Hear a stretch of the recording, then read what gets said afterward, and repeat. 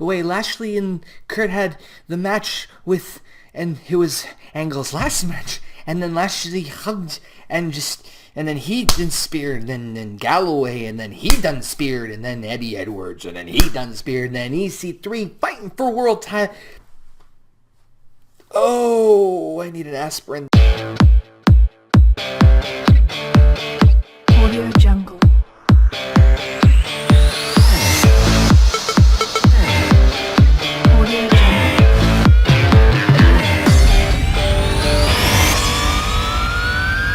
Hello everybody, my name is Connor, aka OKayFabe. Welcome back to another fun, intriguing, awe-inspiring, shocking, jaw-dropping, emotionally roller coaster-y, I'll just keep that as an adjective, edition of TNA Impact Wrestling Review with, of course, your official OneWrestling.com TNA Impact Wrestling reporter, as we're going to go through this past week's Impact Wrestling, which was, of course, the final farewell, the last match featuring Kurt Angle in TNA, but boy, there's tons of stuff to talk about.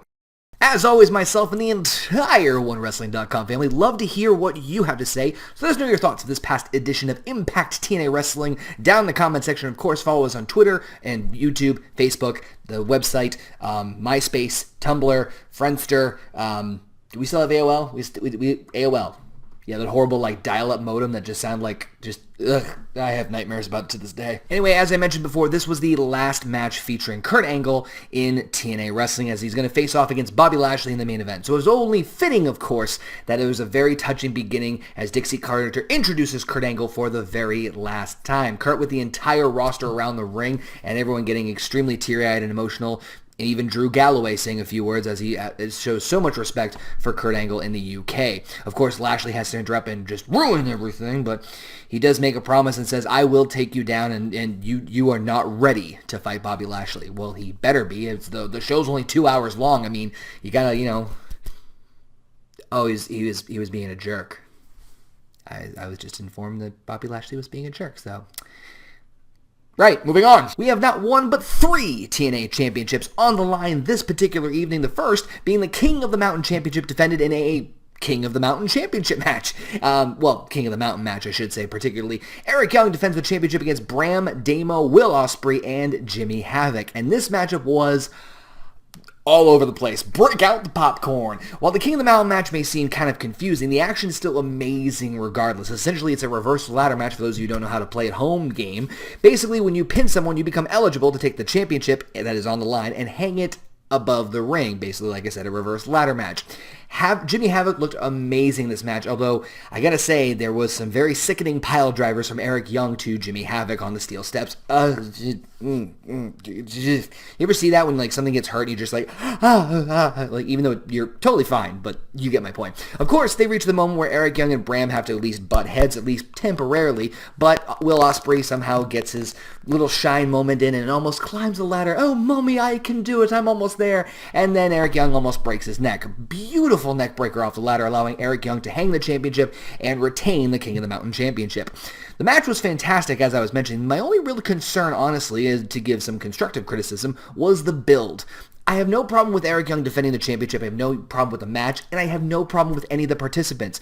I just feel like this is something that could have been defended or built up a little bit further. My simple suggestion would have been to have Eric Young defend the championship against Damo, Will Ospreay, and Jimmy Havoc individually, with Bram, of course, at ringside and ending up with some form of shenanigans, and then have the match announced where he also has to defend it against Bram as well, too. Amazing, because this also gives Jimmy Havoc and, of course, Will Ospreay a shot at the King of Mountain Championship individually, and gives a little bit of build to the matchup as well, kind of like what they did with Damo last week.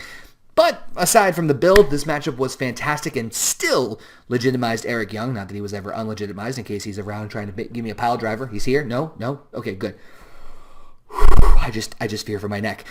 Next week, we will see on the next edition of Live Impact next week that Eric Young will indeed go one-on-one with Jeff Hardy. As far as I know, the King of the Mountain Championship is not defended on the line, but guess what? It's time. I don't know what that was. For a miracle. Yes, the miracle Mike Bennett and the lovely Maria Kanellis Bennett. Right? Okay, I just want to make sure that right, because, I mean, I want to make sure it's perfect.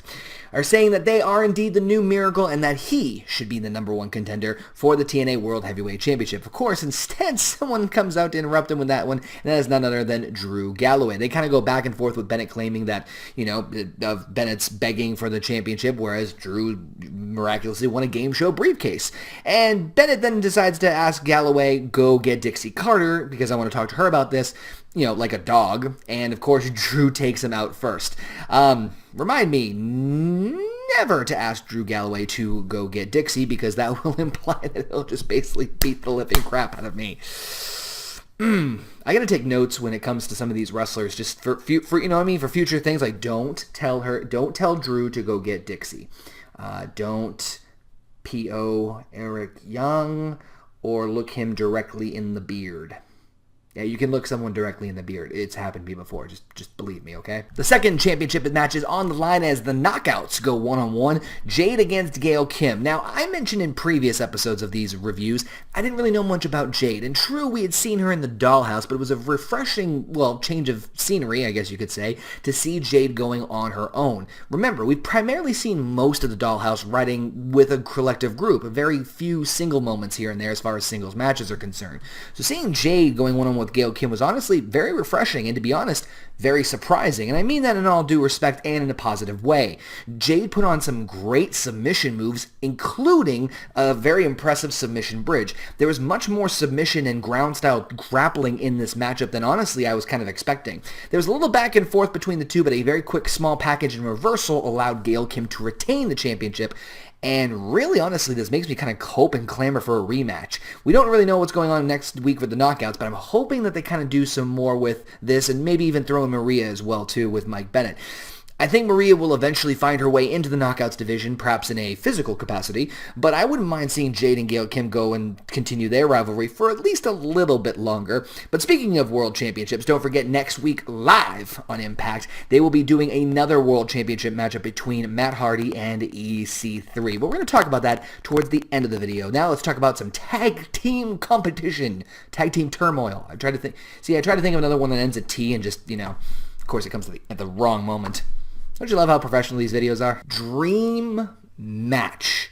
I know that phrase is uttered a lot in the world of professional wrestling, from one fan to presumably another, but this matchup was beautiful. Beer Money against the Wolves, two establishing strong teams that have great psychology, great in-ring work, great characters, and all in all, just fantastic. All four great wrestlers. This is the matchup that I was claiming for, of course, minus the main event. The speed of the Wolves in this matchup was insane. Beer Money, of course, battles their way back, eventually giving the hot tag to Davey Richards. Davey goes crazy and does a double submission on both members of Beer Money, which I thought was that was just amazing. Kurt Angle, of course, backstage gave Davey Richards the A-OK to use the ankle lock going forward, so it was kind of a nice homage to Kurt. It looks like Davey Richards we'll get to that in a moment. Unfortunately, this was the matchup, and there was a specific spot, and it was shown on TV, the moment where Davey Richards did injure his ankle. He was coming down off of a move that James Storm countered. You could see that the injury happened right then and there. Fortunately, this left Eddie in a 2-on-1 situation where Beer Money continued to battle forth, although they did act up longer than would be expected. Basically, Eddie did battle back in some very impressive counter moves, to be completely honest with you, but it wasn't enough as Beer Money pinned Eddie Edwards to become the new TNA World Tag Team Champions. Don't get me wrong, love seeing Beer Money back on top and love the kind of the nostalgic feeling of seeing Beer Money once again holding the tag team gold, but of course on the other side of that coin it does stink to see a wrestler get hurt, especially in a match of that capacity, especially when you just had that fantastic of a match. So if Davey Richards is for whatever reason watching this video, hope he recovers, he has a fast and speedy recovery and we get to see him back in the ring soon, because man, I would love to see that tag team rematch. Okay, calm down. Okay, I'm calm, I'm relaxed, I'm ready to go. What happened? I was on TV. Okay,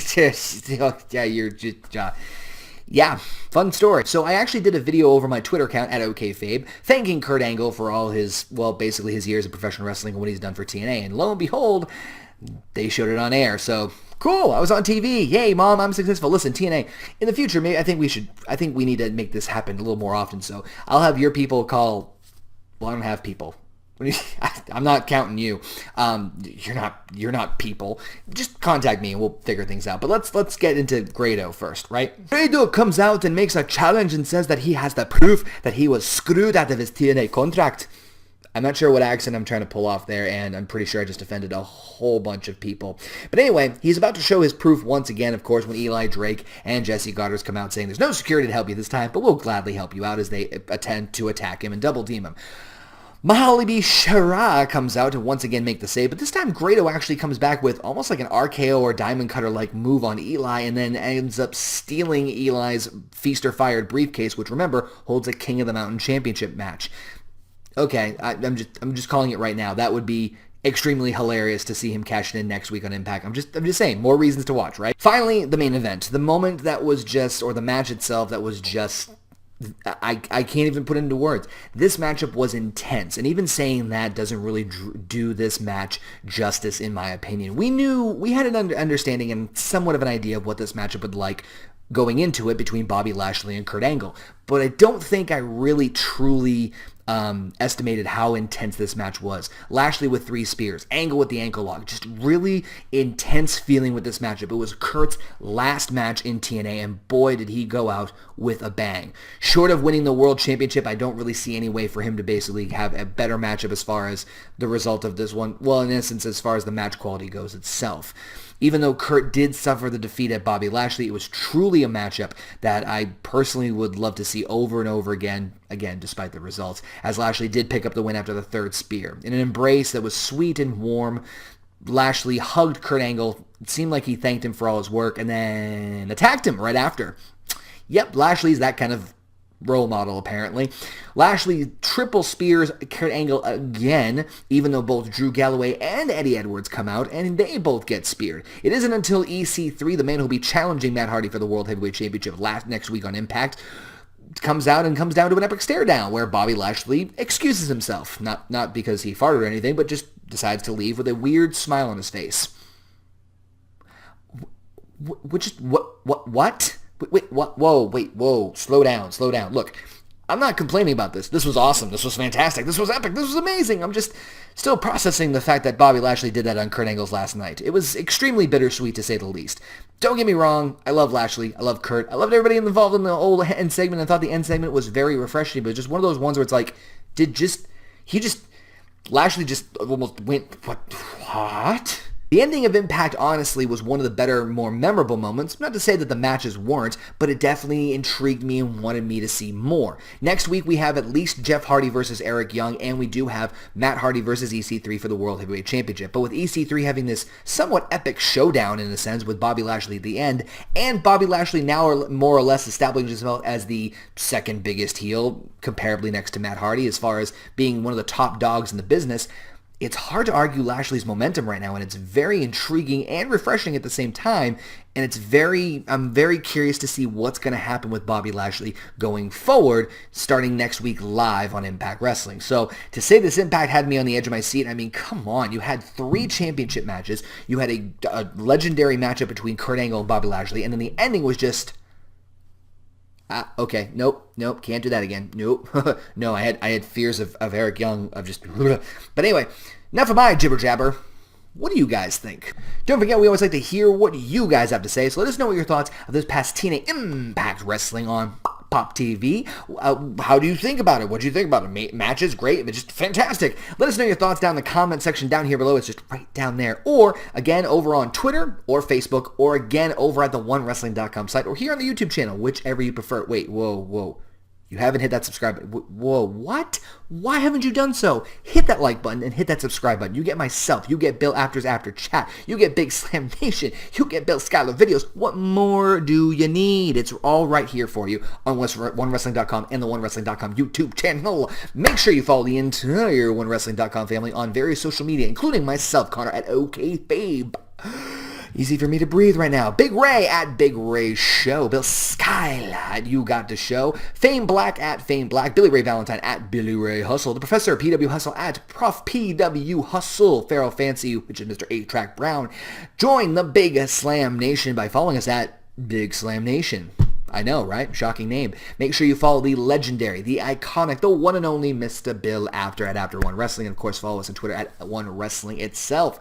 It's a lot of Twitter followers, a lot of Twitter handles. Twiddle, like twiddle your thumb. Just, I know how to talk. Words, they are the bane of my existence. Thank you guys again for watching. We, of course, continue to love and appreciate all the support you guys have given us throughout the years. Thank you guys again for watching. Take care, and to quote Bill Apter, we will see you at the matches.